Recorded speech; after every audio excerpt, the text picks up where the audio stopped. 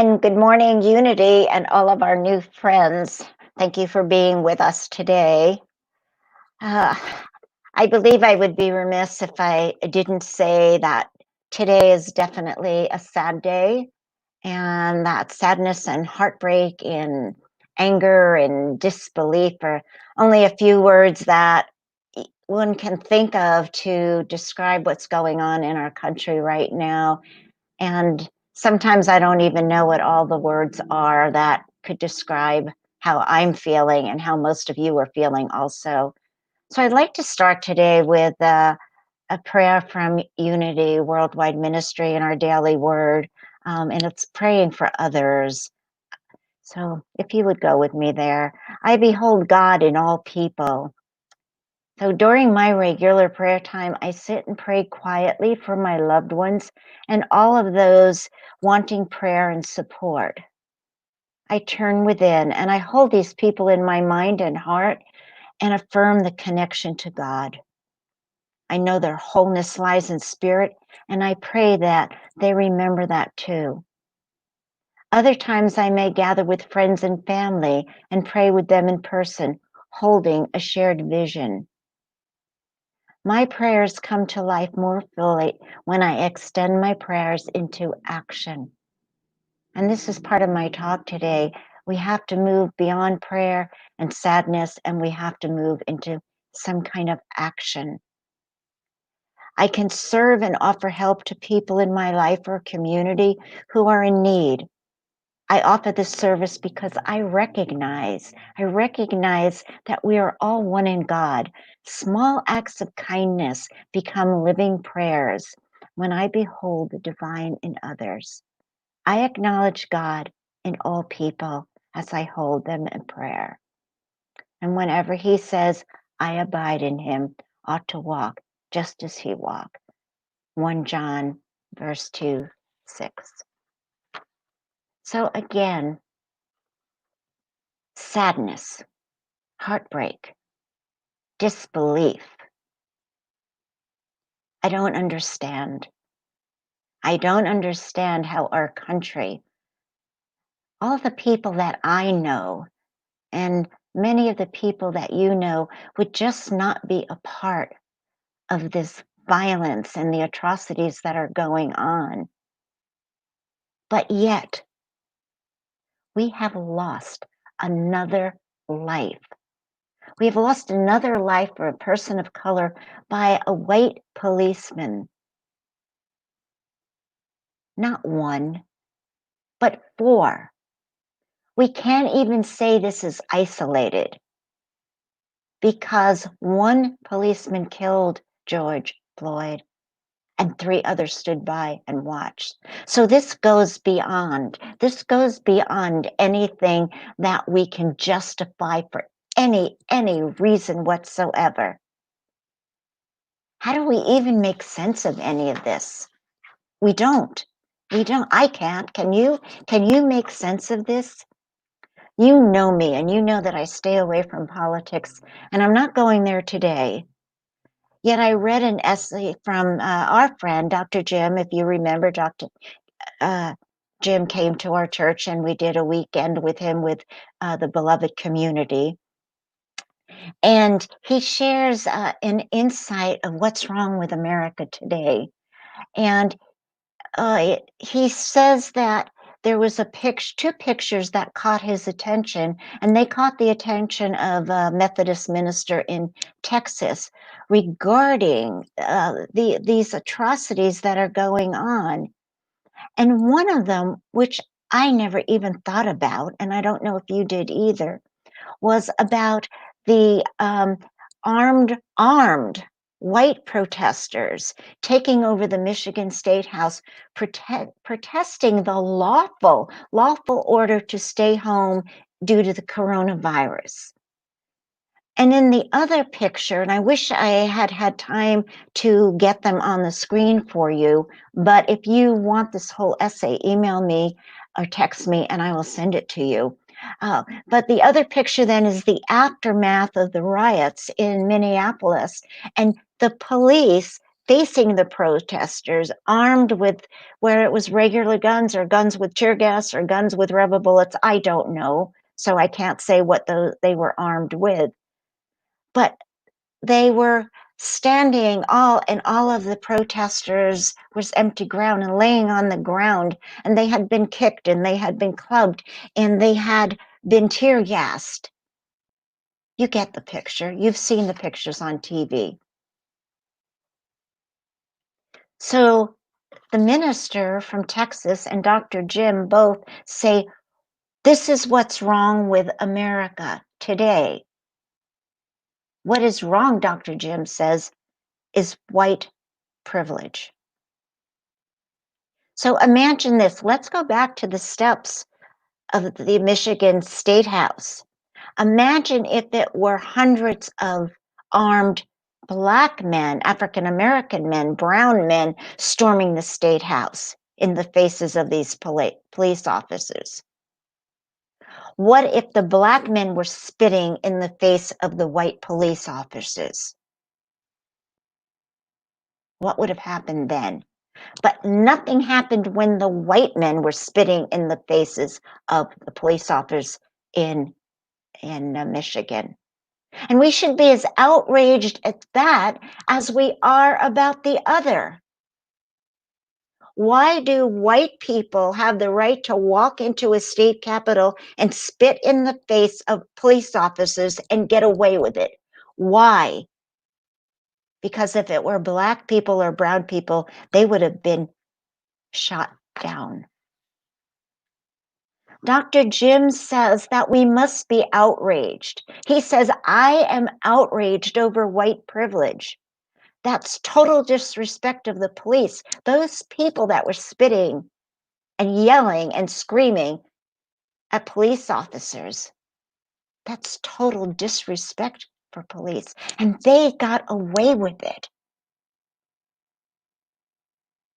What would it look like all over the cities of USA of people being tear gassed and clubbed and knocked down if it were Black men spitting in the faces? Now, understand with me, I am not saying that the riots and the violence and the fires are okay. They are not. In fact, what they're doing is they're taking away from the issue at hand. And the issue at hand is too many men of color, African Americans, Latins, it doesn't matter, immigrants. Too many people are being shot and killed needlessly.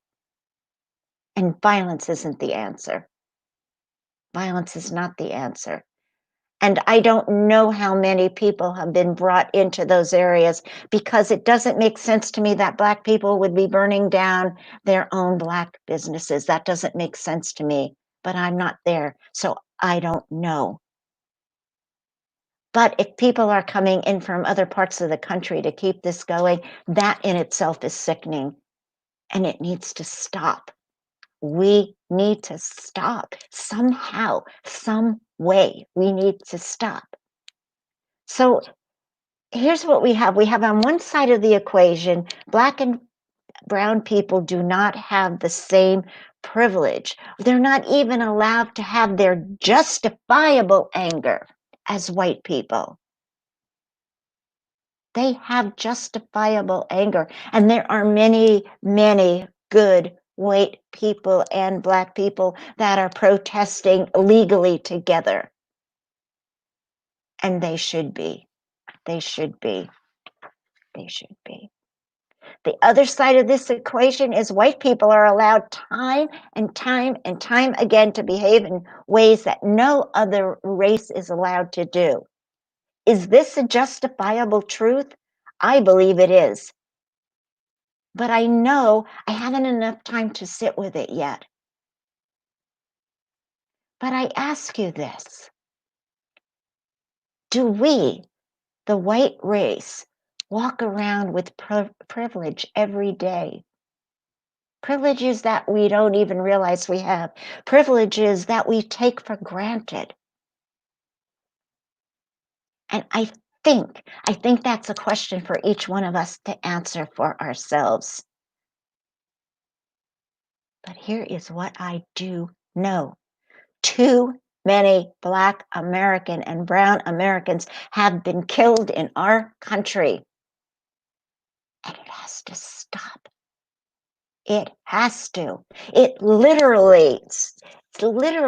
stomach sickening when we look at this video. How does a human being stand there and watch as someone takes the life out of another human being, dehumanizes our brothers and sisters of color? How do we stand for this any longer? How many police officers have been convicted of killing people of color? How do 3 colleagues stand and watch someone take the breath away from a human being? A human being, a person God created, a spirit walking on this earth, a man with a family, a man with a heart and soul, a man with friends and loved ones, just like you and me. And they just stand there and they watch. It's incomprehensible. Currently, I'm reading a book on leadership about 4 different presidents, not current ones. And it struck a chord with me this week from Theodore Roosevelt, something that he said. Listen to this. He said, in any moment of decision, the best thing that you can do is the right thing. The next best thing that you can do is the wrong thing. The worst thing, Mr. Roosevelt said, was the worst thing that you can do is to do nothing. Indecision is worse than no decision. We need to pray, but we need to pray and take action. That's what it said in our daily word today. Take action. We need unbelievable faith and prayer. And then we have to take action. There's a story about a minister that walked from his home to his church all the time. He lived close by, and he always passed this ugly lot with weeds and debris and a mess. So he decided to stop walking by it and take a different route. And then one day, just on a whim, he went the other route, and he found that the garden was beautiful and it was filled with flowers, and all the debris was gone, and a gardener was working there. And he said, "Oh, my good friend, you and God have done a beautiful job." And the gardener said to the minister, "You should have seen what it looked like when God was handling it alone."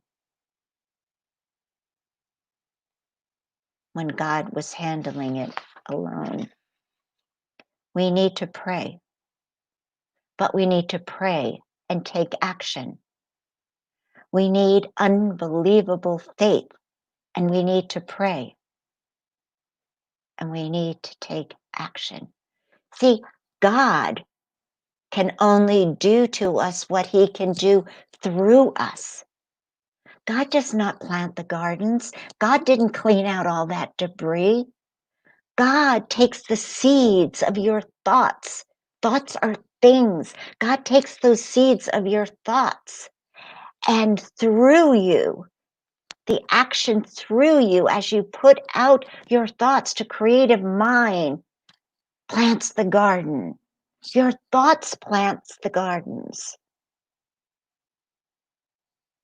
So I ask you again, have you had enough? How many more people of color have to be killed innocently doing nothing wrong? And even if, which it hasn't even been proven, George Floyd wrote a bad check or not, I've done it in my life by mistake. So should I be killed by the police? How many of us have written a bad check and we don't even know that he did? Does that give the police the authority to take his life? No, it doesn't. So where does this stand? This prejudice, this hate, this racism. This isn't just going on now. This is a part of our history. And it's a part not to be proud of in any way, shape, or form. I can't breathe if I listen to the news. And so you may say to me, don't listen. And I agree and I don't agree because I check in the morning and I check in early evening. I don't watch it nonstop. But you need to be aware because if we're living in this protective bubble and pretty much Sheboygan we are in this sweet small town in a protective bubble. But we can't be oblivious to the world around us because of that. And staying with our head in the sand doesn't bring a call to action.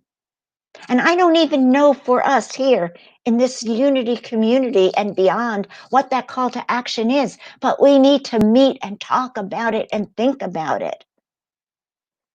John Gorka is a singer and he sang a song called Ignorance and Privilege. And I just have a couple of the words, not the whole song, but listen as I speak. If the wind is at your back and you never turn around, you may never know the wind is there. You may never hear a sound. We have to turn around. We have to turn around. I was born to ignorance, yes, and lesser poverties. I was born to that I did not see.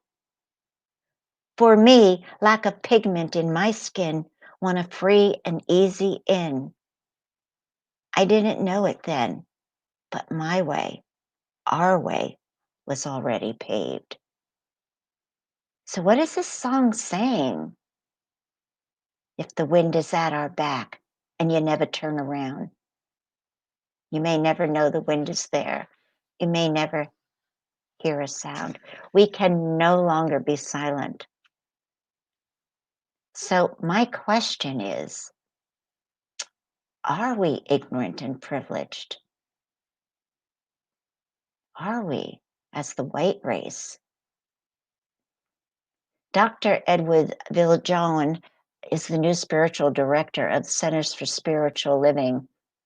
And I happened to pick this up this week, as how usual, and read part of what he had to say. And I read this was important. He said, we must accept each other within their human experience. We must accept each other within their human experience while simultaneously believing in their spiritual wholeness. And I thought a lot about that because in New Thought, we seem to tend to say, let's look at people from a higher consciousness and let's see the divinity within them and let's see the face of God within them, which is all correct and all true. But what he's saying first, and this resonated with me so much because it's a road that I'm on and it validates the road that I'm on. We must accept each other within their human experience while simultaneously believing in their spiritual wholeness. That makes a lot more sense to me.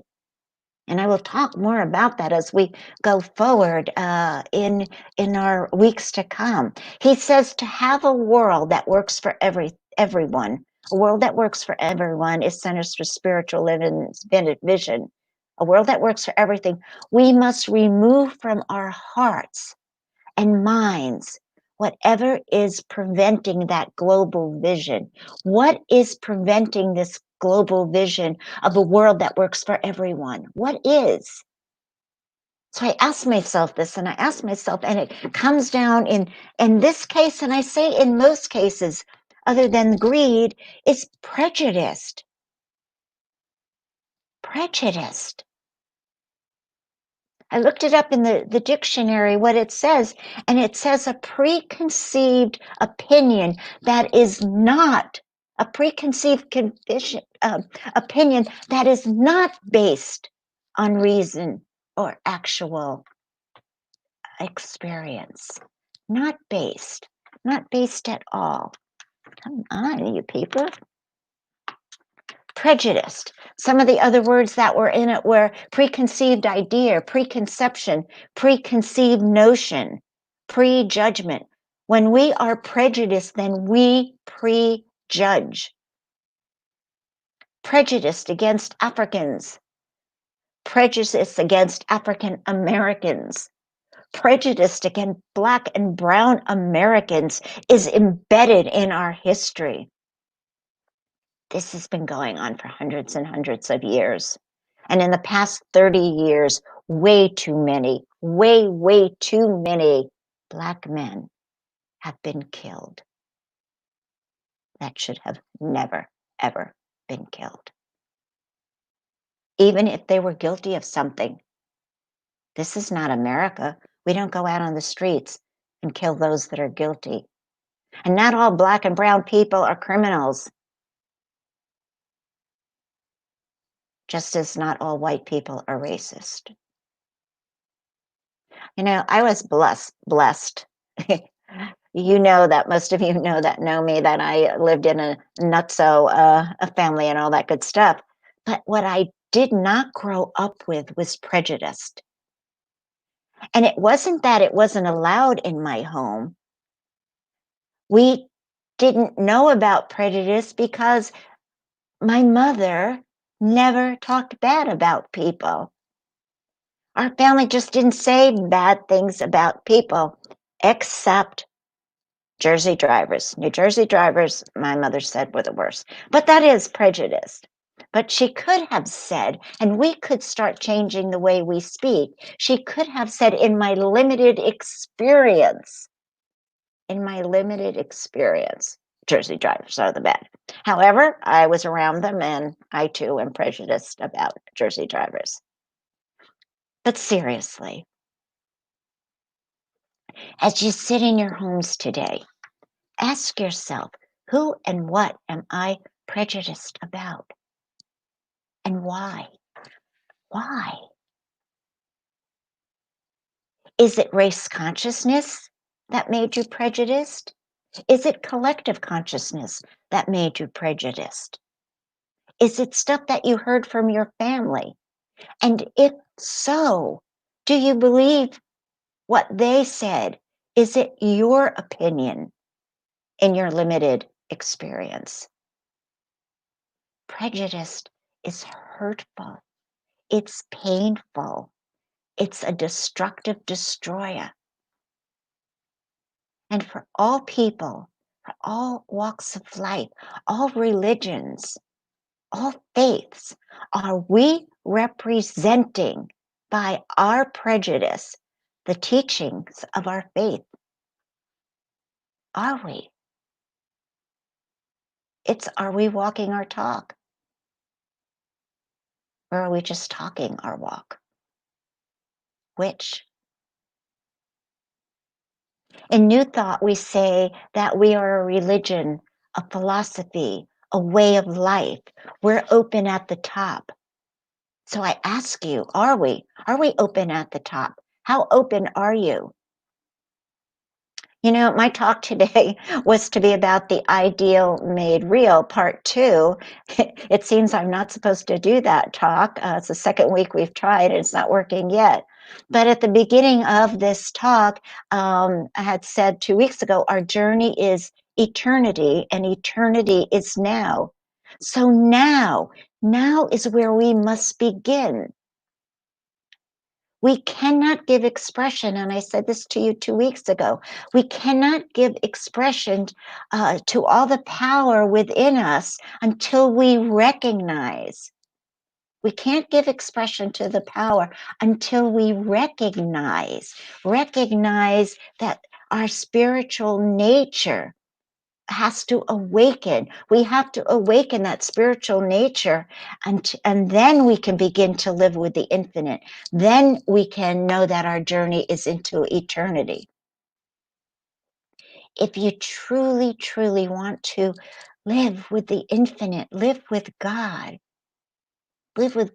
as your mentor, your teacher, your partner, to have this ideal life and to grow and to prosper in all areas of your life, you must consider placing your hands in spirit. All growth, all laws of growth require order. We have to have order. This violence must stop. I wish I was speaking nationally that I could beg people to stop burning and looting and burning police stations and breaking cars apart. It's not the answer. To live peacefully, one must act and think and speak peacefully. A critical mind is destructive and it can destroy your entire immune system.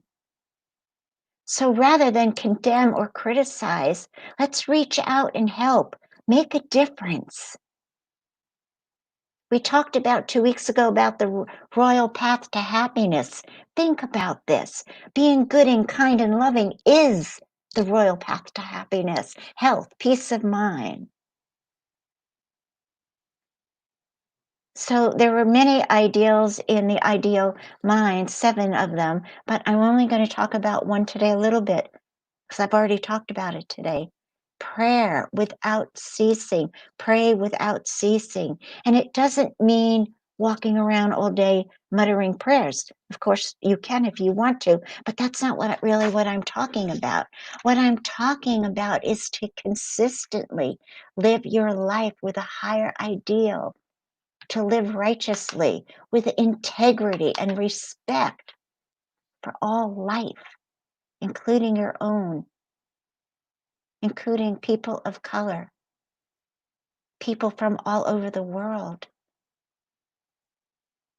The true prayer is the whole soul desire for a larger than greater and a better mind, always focusing on the presence, the Holy Spirit, whatever you call that which guides you and guards you, whatever that is to you.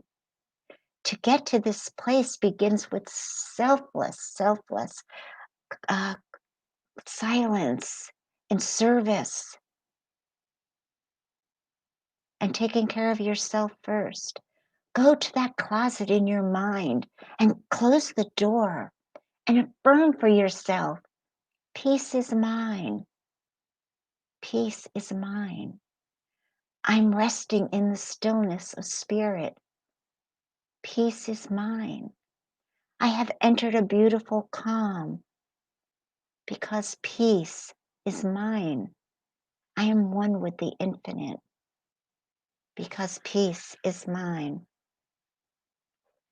When a person can live with higher ideals, always and constantly, and desire the highest and the best, then he knows prayer without ceasing, the true spiritual prayer, is being offered. We have to take all these illusions of doubt and fear and release them and begin to truly get our spiritual beings to feel and accept how great life can be. Imagine everybody waking up today with love. I saw that on Facebook. Imagine. Tall order. This is all a tall order because it's calling all of humanity between the coronavirus, what's going on with our government, and now police brutality. This is a tall order. But the choice is yours. The choice is mine. And it begins right now. So I would ask you for our closing just to go with me into some meditation. Just kind of get quiet be still. And I ask you to think about prejudice.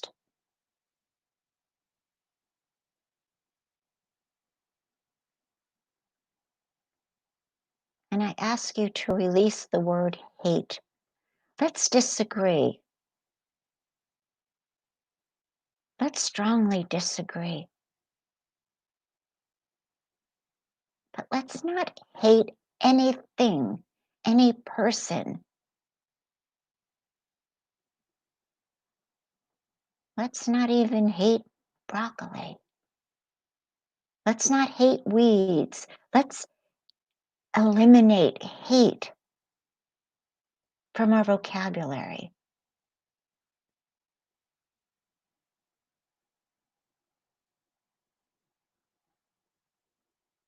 And I ask you to look at a row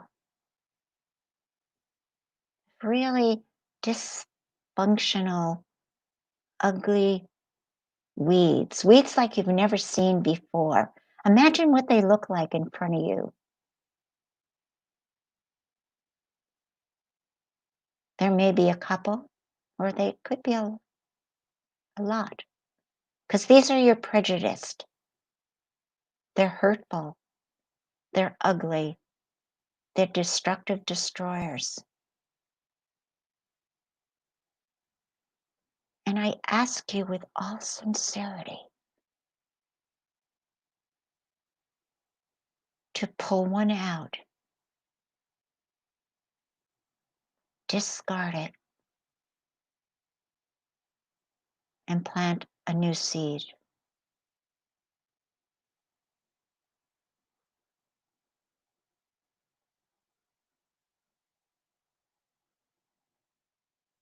And if there's another, do the same.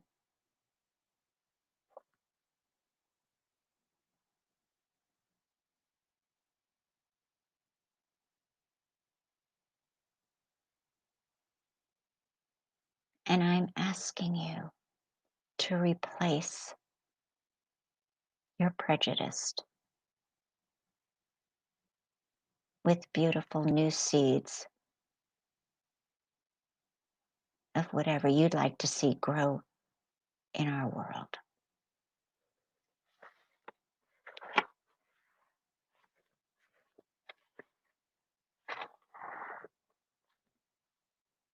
And I know there is but one power in this universe, and that power is God. That power manifests in and through all form, all people, all conditions, and so is at the very center of my being. This power is life itself, and for nature is love, all good. I know that just as the light dissipates darkness, just as heat warms the atmosphere, so a consciousness of good overcomes evil. I know that good constitutes the only power present in law and the knowledge of good, which is the knowledge of love.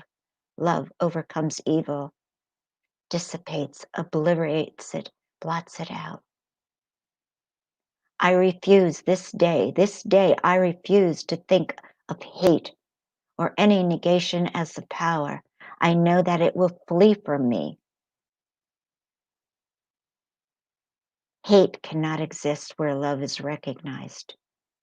Knowing that good alone is real, I turn the searchlight of eternal truth upon every so-called evil in my experience, and those dark places of imagination and in our world are instantly dissolved into light. This dissolution of evil is complete. The manifestation of good is perfect. I know that love protects its own, and now it makes clear the very way before me, eliminating everything that looks like hate. I'm guided into an ever-widening unfoldment of being, and my every thought, feeling, and act is an expression of the God nature, love, through me, continuously, I overcome hate with love. This is so. It is so. And so it is. It's done. A lot to think about today, a lot to think about this world. And I know that unities and new thought and churches and temples and mosques all over the world are delivering the same message. And I hope something that you heard today opens your heart wider and bigger and brings you to a new place of peace and understanding for each and every one of you.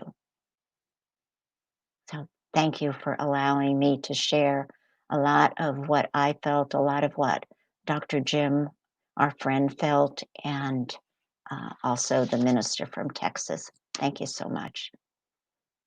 And just once again, as we pass our virtual basket, I'd like to tell you that we're doing good and we're looking good, and our financials are leveling out, and that is because of all of the gifts that all of you have sent in. Um, I, along with your board of trustees, are just so grateful to be the leaders that are a part of your world and your life, and we're overwhelmed with your generosity. So thank you from the bottom of my heart and all of our hearts, how you take care of each other and our center. Thank you. Thank you so much. And as we move into announcements, um, the best one, of course, is that we are opening in 2 more weeks, 2 weeks from today. That's June 14th, and we will be opening. And it's exciting. We've already set up the chairs, cattywampus all over the floor so that you can sit away from each other. Thank you, Tom. I'm sure that Tom and Mary Ellen had a lot to do with that. Thank you. I found out it's already done. And again, you have to wear a mask. I'm sorry, that's just the law. And you can protest, but protest outside the church. So you have to wear a mask, and we will sanitize your hands when you come in. And please, I know you're going to want to hug each other. Don't do that. And just do virtual hugs, virtual kisses, and we will be well. So, A Course in Miracles is canceled until the fall. Um, with the past 2 weeks have been nice sunny weather, and it seems that most of you are just out celebrating or doing whatever. But we always do cancel in the summer, so we're just canceling a month ahead of time this week. Following week, June 7th through 13th, Ariana Healing Circle, June 10th at the center at 11 a.m. This week, it will be still on Zoom. Zoom Book Club, June 10th at the center on Wednesday at 12 noon. This week, it will still be on Zoom. So Zoom Book Club will be Tuesday, June 9th, the same. The office reopens on Tuesday, June 9th. You must wear a mask to enter. You know that. Sunday celebration resumes June 14th at 10:30, and you have to wear a mask for that. So we're moving slowly back together. Some of you have asked about what's going on with the water in the basement. The water in the basement is gone, and it appears that we're going to be able to keep the carpet. It dried out relatively quick, and we are not experience any mildewy kind of smells down there. So that's what's happening there. So for now, I believe that that's all that we have going, and I will definitely see you next week, which I will be happy to say is the last week. This has been interesting and fun, but I want to see your faces again. I miss all of you. So have a great, wonderful week. Be safe. Take good care of yourself. Remember to wear your mask, do social distancing, and we'll see each other soon. God bless each and every one of you. I love you, and bye for now.